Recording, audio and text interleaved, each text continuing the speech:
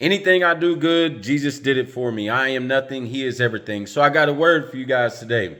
And that's in Psalms 34:18. The Lord is near to those who have a broken heart and saves such as have a contrite spirit.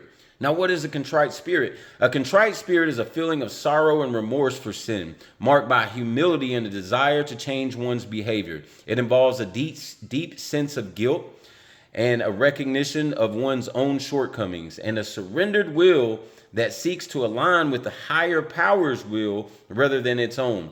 The term often implies a broken heart, meaning one is humbled by their failures and is therefore open to guidance and forgiveness.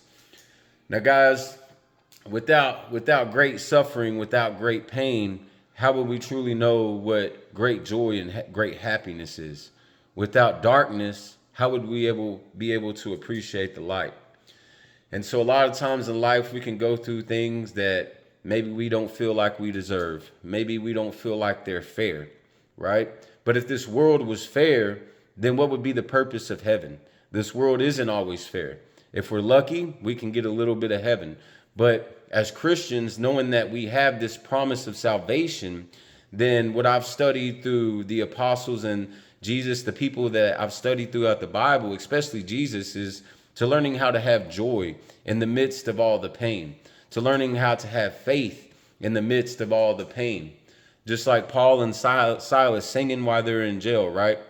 And so whenever I watch my daughter go through everything that she went through, and I went through a year with hell with my wife and my family, you know, having to smell the poison coming off my daughter whenever they were giving her chemo treatments, to watch her fighting for her life for 6 months while she was drugged up and on life support, to watch her pass away and for my wife to hold her lifeless body. All those things, they really hurt me. And on the day of her service, all I asked God was, just light me on fire for you, God. Just let me have strength so that the devil can't take any joy in this, right? And so that day, God gave me great strength, and he allowed me to put together a speech, so to speak. He spoke through me, and he gave me the strength that I didn't even cry one tear. Even though every night for years I've cried, even though still to this day I cry, during that service I didn't cry one tear. And the only reason that I asked for that is because, like I say, I didn't want the devil to think that he got over on something, that he's winning. And so even though it's okay to cry, I asked God for that strength, and he provided, because I knew that if I could be that type of hope, and I could have that type of joy, and I could have that type of light in the midst of darkness, then that will speak more than anything I could ever do for the service of God. And so throughout this whole thing, man, like I've struggled the past 3 weeks, man. I want to wake people up to the evil in this world, to the system that's built, and the players at hand and the way it all works. But, you know, as I'm sitting here thinking about the ways to wake people up, really, God spoke to me and said, man, you need to get back to doing your job. You're trying to do it all yourself. You're not letting Jesus do it for you.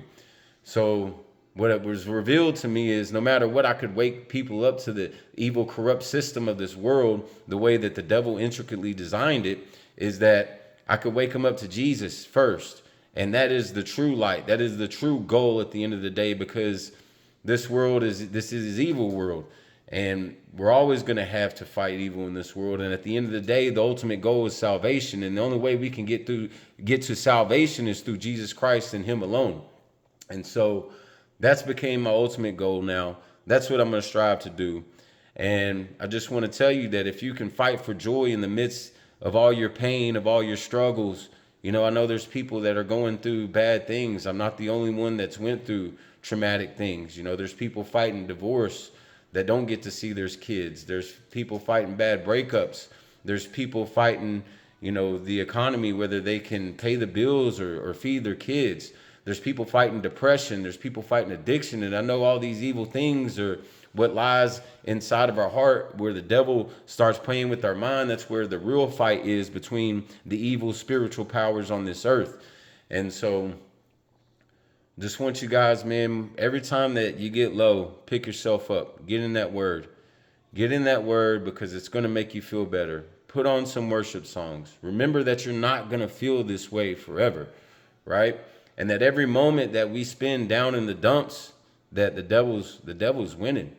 And so we got to pick our head up no matter what we've been through, put that smile on your face and keep going. You keep fighting for joy.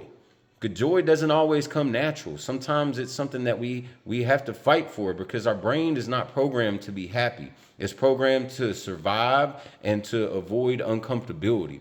So sometimes happiness and joy is something that we literally have to fight for. But when we have faith in Jesus, when we have faith that this isn't the end, when we have faith that this is just a race, right? This is not the end goal, then we have every right to be happy and have joy.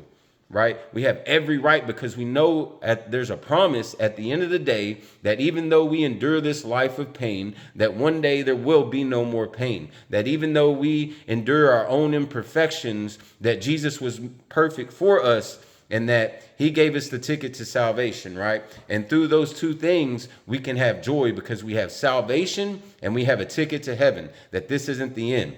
So in this life, it's going to get hard.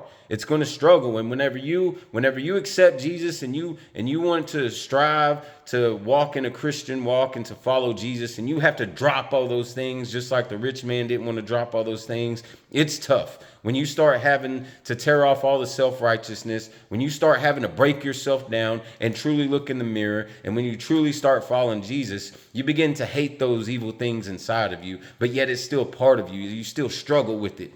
And so fighting that fight and running that race is not an easy one. It's a choice that you have to make to step outside of the wide path and go to the narrow path, right? But when we're following Jesus, when we're looking at Jesus, he's going to be the guidance. He's going to be the light. And all the enemy wants to do, he wants to distract you. He wants to tempt you with your own evil desires, your own earthly desires to distract you from Jesus.